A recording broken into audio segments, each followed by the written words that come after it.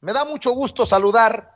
como siempre, como todos los jueves, a nuestro buen amigo Jesús Lemus, autor de El Licenciado. Ese es su más reciente libro, un periodista de a pie, un periodista perseguido en tiempos de Calderón, un periodista sin censura. Mi querido Jesús, ¿cómo estás? Muy buenas tardes. Buenas tardes, mi querido Vicente Serrano. Siempre un placer saludarte y poder saludar a nuestra audiencia en este espacio que me permites compartir con toda nuestra audiencia, donde, bueno, intentamos hacer periodismo de investigación y de calle, como tú bien lo señalas. Oye, mi querido Jesús, a ver, esto pongo en la mesa. Tras el cierre de la cárcel de Puente Grande, por lo menos otras 20 cárceles estatales podrían cerrar porque se encuentran en condiciones similares a esta que fuera una insignia del gobierno mexicano. Los gobiernos estatales se niegan a entrar a la dinámica de defensa de derechos humanos de los presos que ha planteado el presidente Andrés Manuel López Obrador, lo que apunta a una crisis carcelaria que no sé si ya venga desde hace mucho tiempo. Tú dímelo, mi querido Jesús. Efectivamente, Vicente, como tú ya ahorita señalabas, con cierto encono y cierto enojo, mejor dicho, con cierto enojo que compartimos seguramente todos los mexicanos, porque este gobierno de la Cuarta Transformación pues ha comenzado a sacudir las sábanas y ha encontrado ahora sí que ranas y tepocatas debajo del colchón. Y bueno, qué importante es que el presidente de la República, López Obrador, intenta hace su mayor esfuerzo, aunque a veces las fuerzas oscuras de la ultraderecha insisten en pregonar todo lo contrario, para componer este país. Pero qué importante que el presidente esté haciendo esa labor y que creo que como periodistas, Vicente, no debemos de perder un objetivo punto de vista. Qué bueno que se está haciendo esa recomposición, que se está haciendo esa auditoría social al interior de las cúpulas del poder que medraron durante décadas del erario y que se enriquecieron brutalmente, pero también creo que otro punto que hemos dejado de vista los propios periodistas y a veces muchos sectores de la sociedad es también la descomposición social en la que nos dejó esta dictadura del PRI y del PAN que veníamos padeciendo. Y esto lleva porque así como hay que revisar cómo dejaron las cuentas y el manejo de los recursos, pues creo que también hay que revisar cómo está la situación social. Y uno de los sectores más olvidados, mi querido Vicente, es sin duda el de las cárceles, porque venimos de una tradición de tortura, de violencia y de violación a los derechos humanos de los internos, que pues no se había reconocido, y ahora el presidente López Obrador ha tenido el valor de reconocer de que se torturaba dentro de las cárceles federales, ha tenido el valor de establecer una línea de defensa de los derechos humanos para que no se vuelva a repetir como se vivió en el pasado, que los presos por el solo hecho de ser presos, aún sin siquiera ser juzgados, pues sean sometidos a tortura y eran sometidos a actos de violencia y a tratos crueles e inhumanos, y que aun cuando fueran culpables de los delitos, la justicia está precisamente para eso, para hacer justicia y para que respetarles también sus derechos humanos. Y por eso señalo que tras el cierre del penal federal de Puente Grande, con el que reconoce tácitamente el gobierno de López Obrador la existencia de un sistema de tortura y violación sistemática a los derechos humanos de las personas privadas de su libertad, que ya se venía haciendo, pues, o que es una herencia del pasado, pues el gobierno analiza la posibilidad, si no de cerrar, al menos sí readecuar la operación de por lo menos otras 3 cárceles del sistema penitenciario federal y otras 20 del sistema penitenciario estatal. Una fuente consultada de la Dirección de Penales a nivel federal dijo que por lo menos en las cárceles de Almoloya de Juárez, que es el Ceferezo número 1, en el Estado de México, la de Villaldama, que es el Ceferezo número 5 en Veracruz, y la de Gómez Palacio, que es el Ceferezo número 14 en Durango, se han encontrado testimonios de torturas y violaciones de derechos humanos similares a las registradas en el penal de Puente Grande, las que obligaron a su cierre. Aun cuando el gobierno federal solo mantiene en la mira al menos la readecuación de las 3 cárceles federales referidas, existen datos en la Comisión Nacional de los Derechos Humanos que podrían hacer que por lo menos otras 20 cárceles estatales sean cerradas o rediseñadas en su operación, por el hecho de que en ellas también se han documentado casos graves de tortura y violación a las garantías individuales de las personas privadas de su libertad. De acuerdo al Diagnóstico Nacional de Supervisión Penitenciaria 2019, elaborado por la Comisión Nacional de Derechos Humanos, en por lo menos 71 de las 131 prisiones estatales que operan en el país, existe actualmente el riesgo de ingobernabilidad. Eso como resultado de las constantes protestas de los internos a causa de la tortura y la violación de derechos humanos a los que son sometidos de manera sistemática por parte del personal de vigilancia y custodia. Por eso es que en 20 de esas 71 cárceles de alto riesgo es donde se acentúa la tortura y la violación de los derechos contra los internos, y es lo que podría hacer que el gobierno federal decrete la suspensión definitiva de actividades, o al menos se instruya a los gobiernos estatales para que se modifiquen los protocolos de trato hacia la población carcelaria. ¿No sería, pues, Vicente, de sorprender que en breve el gobierno federal pudiera decretar el cierre de más cárceles federales y estatales que no se ajustan a la nueva política de protección de derechos humanos y contra la tortura que ha manifestado el presidente López Obrador, como un acto de congruencia de su administración caracterizada, como ya lo sabemos, por su sentido humanista? Y es que cuando desde la Presidencia de la República se ha delineado la nueva política pública para el respeto de los derechos humanos de las personas privadas de su libertad, esta instrucción oficial, fincada en el marco jurídico del país, poco o nulo eco ha tenido en los gobernadores estatales.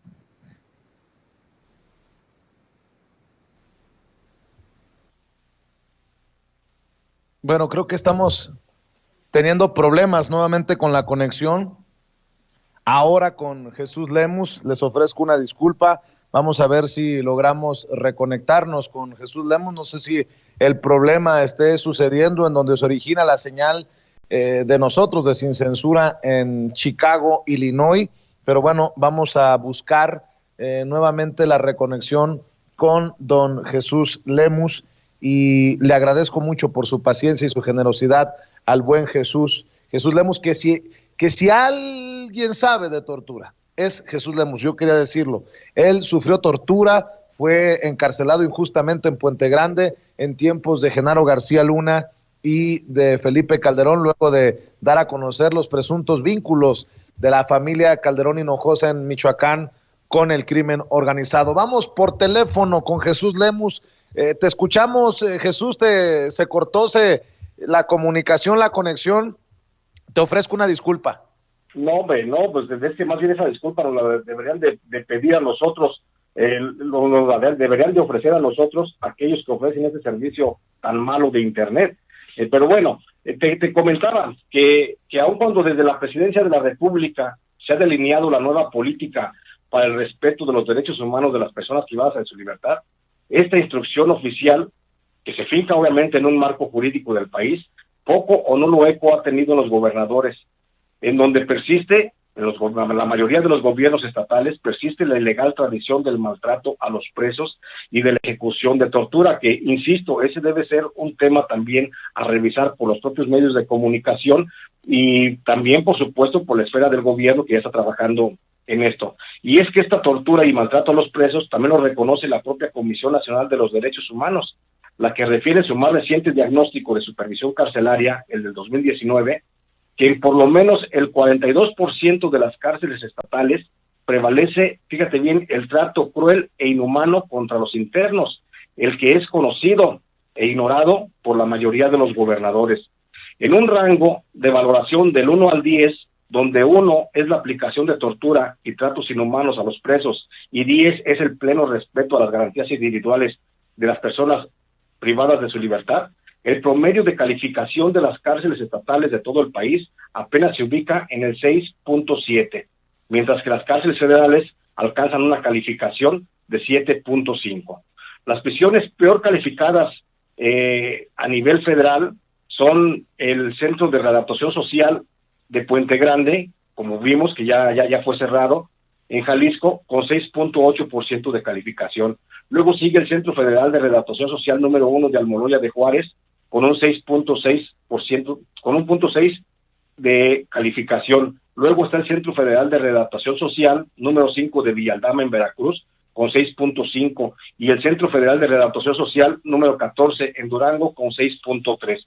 Por lo que hace, mi querido Vicente, a las cárceles locales, los sistemas penitenciarios estatales más deficientes donde los gobernadores no han puesto la debida atención para atender ese cáncer que nos heredaron las administraciones pasadas. De acuerdo a la evaluación de la CNDH, los peores calificados son los de Tamaulipas, con 5.4 de calificación, luego sigue el de Guerrero con 5.9, luego están las cárceles de Veracruz con 5.9, luego están las de Puebla con 6.3, luego las de Sinaloa con 6.5, Tabasco con 6.6 y Michoacán con 6.15 puntos de calificación. Los aspectos que hacen que estos sistemas penitenciarios se ubiquen como los peores del país no solo son los relativos a la falta de servicios médicos, suspensión indefinida de alimentos o negativa a la comunicación entre internos y sus familias. Mayormente estas violaciones se refieren a los tratos crueles que la población de presos recibe de manera sistemática y constante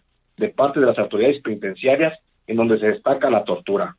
La tortura que mayormente se aplica dentro de las cárceles estatales, y creo que esto es bien importante, mi querido Vicente, la gente que nos escucha, que se finque aquí una observación permanente, porque la tortura que mayormente se aplica dentro de las cárceles estatales tiene que ver con la suspensión de alimentos o el suministro de alimentos en estado de descomposición. Esta práctica ha sido documentada por la Comisión Nacional de Derechos Humanos en por lo menos 20 cárceles estatales y en 3 de tipo federal, las que podrían ser el principal motivo para el cierre de estos centros penitenciarios en los próximos días. Según reconoce la Comisión Nacional de los Derechos Humanos, la suspensión de alimentos o el suministro de estos en estado de descomposición para los presos, en la mayoría de los casos obedece a negligencia de las autoridades carcelarias, o peor, a la intención de causar tortura a través del hambre. Todas las cárceles del país cuentan con suficiente presupuesto para alimentar a sus internos. Por eso no se entiende que no se les debe comer, pero intencionalmente no se aplican estos recursos. Te pongo el caso, por ejemplo, en Michoacán, el presupuesto para alimentación y servicios médicos para la población carcelaria en el 2019 fue de 480 millones de pesos. ¿Pero qué crees? Solo se aplicaron menos de la mitad de esos recursos. ¿Dónde está el resto? No sabemos. En Tabasco se contó con un presupuesto de 321 millones de pesos para atender en salud y alimentación a los internos, pero solo se aplicó menos de 120 millones de pesos. Igual sucedió en Sinaloa, donde se contó con un fondo de 218 millones de pesos, de los que solo se aplicaron menos de la mitad de esos recursos. Por lo que hace a Puebla, y solo en el 2019, se tuvo un presupuesto de 311 millones de pesos para gastos de salud y alimentación de los internos, pero solo se ejercieron 129 millones de pesos de ese renglón. En Guerrero, de 120 millones de pesos destinados a la subsistencia de los presos, solo se aplicaron menos de 56 millones de pesos, mientras que en Veracruz y Tamaulipas, de casi 509 millones y 428 millones de pesos respectivamente, solo se gastaron 287 y 321 millones de pesos. Según lo reconoce la Comisión Nacional de los Derechos Humanos, al día de hoy, en todo el territorio nacional, hay por lo menos 20 cárceles estatales que están operando en condiciones similares a las que se registraron en la cárcel federal de Puente Grande, que fueron causa de su cierre definitivo. De las 20 cárceles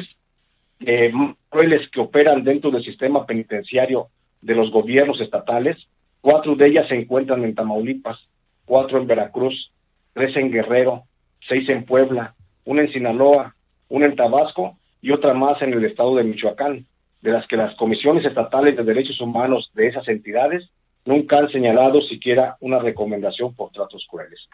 Las 4 cárceles de Tamaulipas, mi querido Vicente, que son las más crueles y donde se priva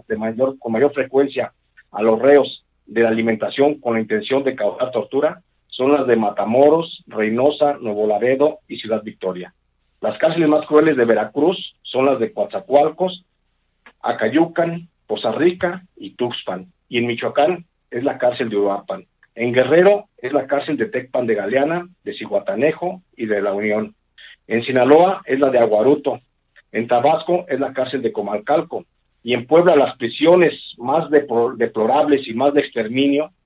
son las de Tehuacán, las de Acatlán de Osorio, las de Huachinango, la de Tecamachalco y la de Tetela de Ocampo y la de Zacatlán. Por eso, lo que decías al principio, mi querido Vicente, creo que es necesario también fijarnos, hacer esa auditoría social en el ámbito pues, de las condiciones que nos dejaron en la protección de los derechos humanos las anteriores administraciones que estaban antes de la cuarta transformación, y creo que sería un buen ejercicio que muchos periodistas comenzáramos a indagar, a investigar estos temas que también son igual de graves que el desfalco a la nación en materia de recursos económicos, mi querido Vicente. Yo te pregunto, no por abrir nuevamente la herida, pero es importante que la gente lo sepa. ¿Cómo estaban las cárceles en tiempos de Calderón? Tú que las viviste desde adentro. Bueno, las cárceles en tiempos de Calderón son estas, porque sigue siendo la misma tradición, no ha habido cambios sustanciales en las estructuras de gobierno de los estados, y sigue aplicándose el mismo sistema penitenciario de tortura y de hostigamiento y de disminución de los propios internos. En las cárceles federales, en el gobierno del presidente Felipe Calderón, pues estaban, creo que en peores condiciones a las que hoy se encuentran las cárceles federales en el país, simplemente porque en aquel entonces se aplicaba menos de la mitad de recursos para la protección para la alimentación y el otorgamiento de servicios médicos a los internos, porque la mayoría de los recursos pues se los embolsaba el órgano desconcentrado administrativo que maneja los centros penitenciarios, y que en aquel tiempo, bueno, estaba a disposición de la Secretaría de Seguridad Pública, y ya sabemos quién manejaba y quién se clavaba el dinero de la Secretaría de Seguridad Pública. Entonces, sí eran peores las condiciones en el sistema federal, pero lo que ocurre en el sistema estatal, pues es una tradición que se ha seguido trayendo todavía desde entonces, y que no se ha podido modificar, pues por negligencia de los propios gobernadores, mi querido Vicente. Oye, mi querido Jesús, antes de que te vayas, déjame hacerte un par de preguntas. Sí. ¿Qué sabes del caso del general Cienfuegos? Porque estoy leyendo cada vez más información sobre una lista que tendría la DEA de generales y de oficiales bajo el mando de Cienfuegos que fueron parte de la red de corrupción que se coludió con el narcotráfico y brindaron protección y ayuda a las actividades delictivas de los grupos del cártel de los Beltrán Leiva, que sería una lista de militares de alto rango del ejército mexicano, insisto, algunos de ellos generales y otros mandos medios que estarían también en la mira. ¿Tú sabes algo, mi querido Jesús? Sí, fíjate, Vicente, justamente ayer hablaba yo con unas personas, con unas fuentes que tengo también ahí dentro del ejército, y hablaban de que la captura o el inicio del proceso del general Cienfuegos, pues no era otra cosa más que la puntita de todo lo que se veía venir, porque sin duda alguna ese proceso penal en Estados Unidos va a sacudir no nada más a la sociedad mexicana, sino a las propias estructuras de mando del ejército, porque se habla, según me comentaban, se habla de por lo menos 5 generales y 14 tenientes coroneles que estaban, entre otros mandos militares, que en suma serían unos 42 militares los que podrían salir salpicados de la corrupción del general Cienfuegos. Y hablamos también de algunos funcionarios que podrían estar todavía en funciones, en encargos oficiales dentro de la actual administración, pero sí se habla de 42 militares que podrían haber estado siendo parte de ese que ya se le conoce o ya se le menciona como el cártel de los militares, que no nada más estuvo protegiendo al H2, déjame decirte, Vicente, no nada más protegió al cártel de Francisco Patrón Sánchez, como lo ha referido el gobierno norteamericano, sino que el general Cienfuegos pues también tendió sus estructuras de protección hacia otros cárteles, incluido por supuesto el de Sinaloa, el de los Arellano Félix, el de los Caballeros Templarios, los Zetas y los Golfos. Entonces, o el del Golfo, perdón, el del Golfo. Entonces creo que sí va esto para más, creo que el hilo, la madeja va apenas asomándose la puntita, y seguramente vamos a ir viendo muchas más detenciones en las próximas semanas. Para meterle más crema a los tacos en este espacio, mi querido Jesús Lemus, déjame preguntarte, porque tú has sido una voz crítica de Alfonso Durazo. ¿Cómo deja Alfonso Durazo la Secretaría de Seguridad Pública para buscar ser gobernador de Sonora? Ayer presentó su último informe, el presidente tuvo elogios para Alfonso Durazo. ¿Cómo ves tú la salida de Alfonso Durazo de la Secretaría y su búsqueda de la gubernatura por Sonora? Mira, Vicente, creo que al tiempo vamos. Yo he señalado la ineficiencia, por supuesto, de este señor, de Alfonso Durazo Montaño, y su salida, para mí, siento que es muy buena porque evita, de alguna forma, un compromiso a futuro del presidente López Obrador, porque se apuntaba a ser el García Luna de esta administración. Lo digo, al tiempo vamos. Guarden por ahí este comentario, porque al tiempo vamos. No sé cuál sea el destino o el futuro político de Alfonso Durazo Montaño. Lo que sí es cierto es que Alfonso Durazo Montaño no está limpio, no está lejos de la corrupción. Él tuvo también su relación, por supuesto, con Genaro García Luna y con otros miembros de los cárteles, de los Beltrán Leiva y los de Sinaloa, durante el tiempo que estuvo trabajando con Vicente Fox Quesada. Y por supuesto que en estos casi 2 años de esta administración del presidente López Obrador, él hizo algunas cosas que el presidente de la República pues tuvo que pagar y que dar la cara. Él fue el responsable directo de liberar a Ovidio Guzmán, que ya sabemos todas las consecuencias que trae esto, y por supuesto que existe una relación muy estrecha del cártel de Sinaloa con Alfonso Durazo Montaño. Te digo, insisto, vamos al tiempo, guarden esta grabación porque un día la vamos a ocupar y se fijan en qué fecha lo estamos diciendo, porque sin duda alguna puede haber ahí alguna responsabilidad judicial, porque sin duda alguna está relacionado, aunque está relacionado con el narcotráfico, más allá de que mantiene diálogos, quiero empezar nada más en esos diálogos con el cártel Jalisco Nueva Generación para intentar llegar a una pacificación. Desconozco si esto sea autorizado o sea propuesto por el presidente de la República. De lo que sí estoy cierto es que existen diálogos con Nemesio Ceguera y Alfonso Durazo Montaño. Entonces, en la salida de él, para que busque la candidatura y sea candidato de Morena al gobierno de Sonora, pues es una cosa que a lo mejor pues en suerte le toca, en suerte no le toca, ya eso lo dirá el electorado de Sonora, pero de que favorece y beneficia, por supuesto, al presidente López Obrador, claro que sí, porque yo insisto, el presidente López Obrador es una persona buena, es un hombre bien intencionado, y creo que personajes como Alfonso Durazo Montaño, como el propio Alfonso Romo, son los que le están opacando su trabajo, son los que le malinforman, son los que le hacen que dé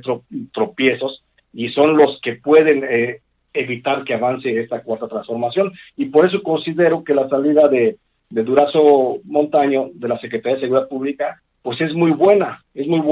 porque permite al presidente de la República pues deshacerse tal vez de un compromiso, de una amistad, no sé, deshacerse de una situación que lo podía comprometer en un futuro. Mi querido Jesús, nosotros fuimos a plantearle al presidente el caso de Omar García Harfuch, la investigación de Anabel Hernández, y más allá del proceso de sucesión de que Omar García Harfuch se menciona como posible candidato, creo que la declaración de voluntad del presidente Andrés Manuel López Obrador para elegir a los mejores es lo que a mí en lo particular me brinca como la nota. Tú me imagino que estás al tanto de esto. ¿Qué te pareció la respuesta del presidente a nuestro planteamiento y ese compromiso de que ya no haya Genaros García Lunas en el gobierno ni casos Cienfuegos? De eso me queda claro que había compromiso en las palabras del presidente. Exacto. Bueno, pues sin duda alguna el presidente siempre es muy sensible a los planteamientos que hacen los periodistas y este planteamiento que tú dejaste sobre la mesa en la conferencia con el presidente López Obrador, pues se me hizo muy inteligente. Creo que fue básicamente un compromiso histórico el que hace el presidente López Obrador para que no se repitan más casos, más García Lunas. Y eso es muy loable, mi querido Vicente, porque eso le obliga y por supuesto que le metiste presión al presidente para pensársela 2 veces el designar a García Harfuch, por lo que ya hemos platicado aquí, por lo que ya platicamos la vez anterior, por la dinastía de corrupción que trae este funcionario, por su cercanía con Genaro García Luna, por las herencias de relación que dejó pues el abuelo y el padre de este muchacho, de este García Harfuch. Entonces creo que la presión que le metes tú ahí al presidente de la República, creo que es un grito a tiempo el decirle aguas, y que luego no se diga también sorprendido, como luego sucede, como en el caso de, que no hay comparación por supuesto, ¿no? Que como en el caso de Felipe Calderón, que dice que no sabía lo que hacía su secretario de Seguridad Pública, o lo que podría decir en su momento Enrique Peña Nieto, diciendo que no sabía lo que hacía el general de la Defensa Nacional. Entonces, creo que lo que pusiste sobre la mesa es un tema que va a dar mucho. Sin duda alguna, creo que el presidente de la República ya debe estar consultando los informes internos del CISEN, porque claro que existe información de todo esto, y seguramente ojalá lo tome la decisión en frío y a solas, para que no haya ningún tipo de injerencia de esos que les gusta querer ser la conciencia del presidente, y que logre finalmente designar al mejor hombre para que esté al frente de la Secretaría de Seguridad Pública, que mucha falta nos hace en el país para que recomponga todo este desmadre que dejaron las anteriores administraciones, y que te digo, insisto, que hay que ver todavía todo lo que dejó este señor Alfonso Durazo, que bueno, ya se apunta como candidato y pues ojalá le vaya muy bien. Fíjate que ayer en una columna Héctor de Mauleón me llama palero y me quiere meter en una campaña de desprestigiar a Omar García Harfuch, nada más lejano de la realidad. Creo que no le queda claro a Héctor de Mauleón quiénes somos y dónde estamos, me refiero a él y a su servidor, pero creo que hace un posicionamiento, un planteamiento interesante en su columna en general. ¿Debe de ser un militar o debe de ser un civil el que lleve las riendas de la Secretaría de Seguridad Pública ahora que se va Alfonso Durazo, en momentos en que un militar, el de más alto rango en el gobierno de Peña Nieto, está ensartado por las autoridades estadounidenses? Sí, yo considero, bueno, más allá de la opinión de Héctor de Mauleón, que bueno, yo me la reservo, yo Héctor de Mauleón, pues lo veo como un buen opinador hasta ahí. Nunca lo he visto yo reporteando en las zonas de conflicto, ni hablando, ni sentándose a platicar con los narcotraficantes para conocer de viva voz qué es lo que está pasando. Pero yo considero que esa pregunta que tú me planteas, creo que debe ser un civil quien se quede al frente de la Secretaría de Seguridad Pública, por una sola razón, y justamente en este momento de coyuntura que se debe considerar. Creo que en estos momentos, quieras que no, la institución más prestigiada, la institución más loable del país, que era el Ejército Mexicano, que eran las Fuerzas Armadas de México, pues han quedado demeritadas simplemente por el hecho de la detención del secretario general de la Defensa Nacional en la administración pasada. Y han quedado demeritadas aún por la investigación que, te digo, ya se corre sobre 42 mandos del ejército, entre ellos 5 generales, que sin duda alguna va a sacudir las estructuras y va a colocar a la Secretaría de la Defensa Nacional, la va a colocar a un nivel de simple policía corrupta, que ese era el riesgo que se le advirtió en su justo momento al entonces presidente Enrique Peña Nieto, para que no continuara con la guerra contra el narcotráfico, con el ejército en las calles, porque se corría ese riesgo, la infiltración de la corrupción y en consecuencia el descrédito de la institución. Y mira, hemos llegado justamente a la corrupción y al descrédito. Entonces, hoy la institución, que es el Ejército Mexicano, que antes era loable y aplaudible toda su labor y que hacía que cuando marchaban los soldados en los desfiles del 16 de septiembre se te enchinara la piel de ver la marcialidad con la que salían a las calles, pues hoy prácticamente están en un papel en tela de juicio, en un papel de duda ante la sociedad sobre si realmente la institución es tan prestigiada, que es tan honorable, o realmente ha caído a nivel de corrupción como cualquier policía municipal. Entonces, ese es el riesgo y por eso hemos caído a este momento en el que considero que un militar no vendría a solucionar los problemas de credibilidad para la procuración, o más bien para la aplicación de la seguridad pública a través de la Secretaría de Protección Ciudadana del Gobierno Federal. Creo que debe de ser un civil con una formación honesta, con una trayectoria recta dentro de la administración de la seguridad pública, y que de eso seguramente hay muchos funcionarios dentro de la Secretaría de Gobernación, pero creo que debe ser un civil, mi querido Vicente. Bueno, pues ahí está la opinión de Jesús Lemus, autor de Licenciado, su más reciente libro, y obviamente colaborador en esta familia sin censura. ¿En dónde te sigue la gente? ¿En dónde te busca? ¿En dónde te apoya, Jesús? Gracias, mi querido Vicente. Me pueden buscar en Facebook, estoy como Jesús Lemus Barajas, o en Twitter estoy como @Lemus Barajas. Allí estoy subiendo toda la información, y si me permites, y me aprovecho y me subo a esta posibilidad que me das de promocionar mi trabajo, mi querido Vicente, invitar claro. a la audiencia, a tu audiencia, a mi audiencia, a nuestra audiencia, invitarla porque hoy a las 7 de la tarde tengo un Face en vivo donde voy a platicar y a resolver algunas dudas de muchos lectores que hayan leído el Licenciado y que quieren